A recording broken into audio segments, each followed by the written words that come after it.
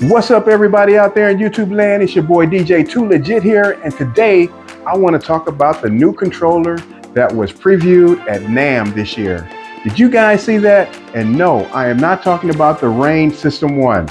I have zero interest in that because I'm not a standalone controller type of DJ, but I'm talking about the new Hercules T10. Did you guys see that? Finally, they have a controller with 10-inch platters. I've been longing and screaming for this thing for years, and Hercules finally heard me, and they are delivering. Now, why am I so excited about this new controller? The main reason is the layout. They finally got the layout right. My DJ setup of choice would be 2 Rane 12s and a mixer. However, do you know how much that weighs? The weight of 2 Rane 12s, that's approximately 50 to 60 pounds, not even including the case. Once you add the case to it, you're looking close to 70, 80 pounds, which that's damn near 100 pounds. I am not lugging 100 pounds in a controller or DJ setup to my mobile DJ gigs. No way.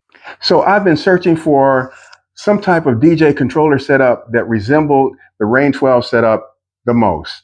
And back in 2021, when Rane introduced the Rane 1, I was so excited. I was drooling at the mouth when I saw that. And even though I didn't actually purchase a Rane 1 for 2 or 3 years later, I was very happy with the Rane 1 at first. Now, I really love my Rane 1. I still have it, and I still use it for online DJing, but I stopped taking it out on mobile gigs because for me, it's just too heavy. It weighs like 23 pounds. And then plus my hard case that I carry it in, it's like 35, 40 pounds. And it's just massive in weight. For anybody out there that owns a Rane 1 and has one in a hard case, you know exactly what I'm talking about. It's very heavy. Another very important point I want to bring up here is the weight of the Hercules T10. It was very important for Hercules to keep the weight down under one Technique turntable, which means less than about 23 pounds. They wanted it to be very manageable for mobile DJs, and I truly appreciate that.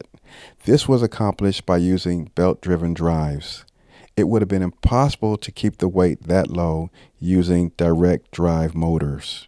If Pioneer decides to release their version of the Hercules T10 using direct drive motors, it will be extremely heavy and not practical or manageable for mobile DJs, and I will not be interested at all.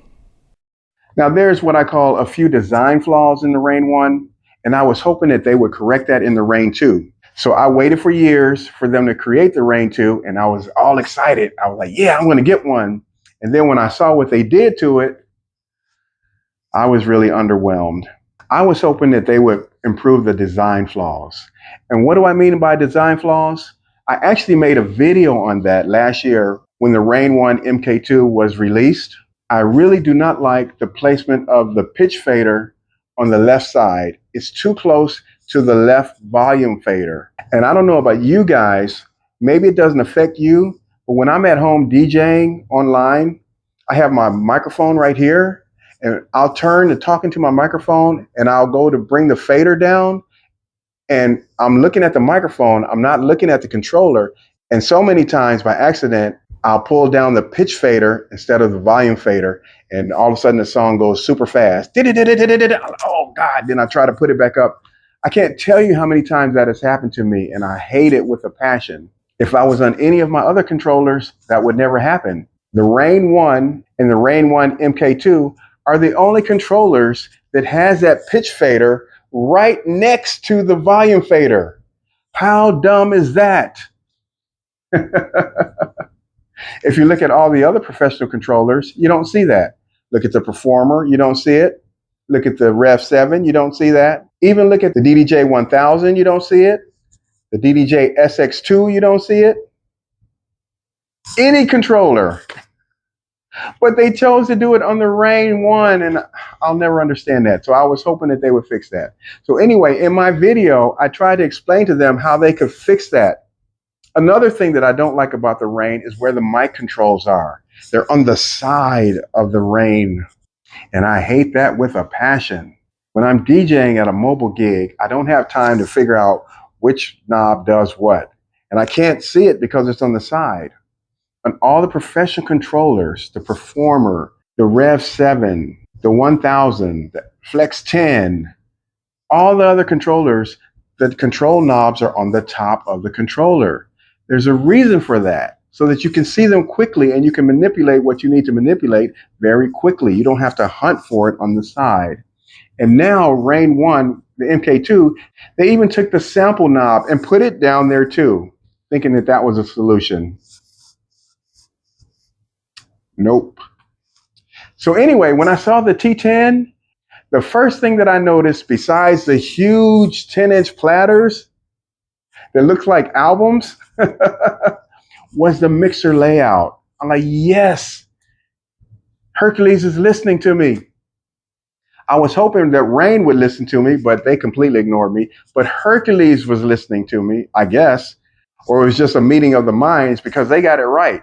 All the controls are on the top, all of them. The mic controls are on the top where they're supposed to. I'm not going to have to hunt on the side. The sample knobs is on the top. I don't have to hunt on the side. And the pitch fader is nowhere near the volume faders. Perfect layout. Yes, yes, yes. So I am so excited about that. Now I know there's a lot of DJs out there, they're screaming at the top of their lungs, no way do I want the T10 because it has belt-driven drives. No! I'm just laughing at them. I'm laughing so hard because if you notice, all of the DJs that are saying that are extremely old school, and they're going off of their experience from the 80s and 90s, the old belt-driven drives from way back then on those big old heavy turntables. Yeah, I hear you. However, this is 2026, and the belt drives that Hercules has created for their little platters on their controllers are completely different and 100 times more efficient. Plus, they have an easy way that you can just lift the platter up and you have access to the belt. You can plop the old belt out, put a new belt in easily, and keep going if the belt were to break. And that's one thing I can say about the T7. I have not heard anybody complain about the belts breaking and all of that jazz. That's just a thing of the past. So the only thing that I care about on the T10 is how it feels. And according to all the DJs that have actually played on it and scratched on it, it feels great. Hercules says it has the same torque as a Technique turntable. And from watching the DJs scratch on it and everything, I have to agree. They all have said it feels great. That's good enough for me. So all you DJs out there that don't want to get it because you're scared of the belt drive, don't worry. I'll be your guinea pig, okay? I am definitely getting it no matter what. And when I get it, I promise you, I'm going to be taking it out on my mobile gigs. I'm going to be taking it to weddings. I'm going to be taking it to birthday parties. I'm going to be taking it to the clubs, everything. And I'm going to be DJing and scratching and beat mixing and beat juggling on it and all that. Because that's another skill that I want to start practicing is beat juggling. So I'm going to be doing that heavily on the T10. And we'll see if it can handle it or not. And I promise you, I'm going to be 100% truthful and I'm going to tell you the truth. If it can't handle it, I'm going to say, hey, I made a mistake. It was garbage, guys. You guys were right. It was garbage. But if it's not, I'm going to tell you that as well. Now, speaking of DJs that I admire, one DJ that I truly admire is DJ Trace. And at NAMM, he walked by the booth and he saw it and he loved it. And so he got on it and he had a little scratch battle with DJ Popo. If you haven't seen that, here's a little clip of that right now. Check it out.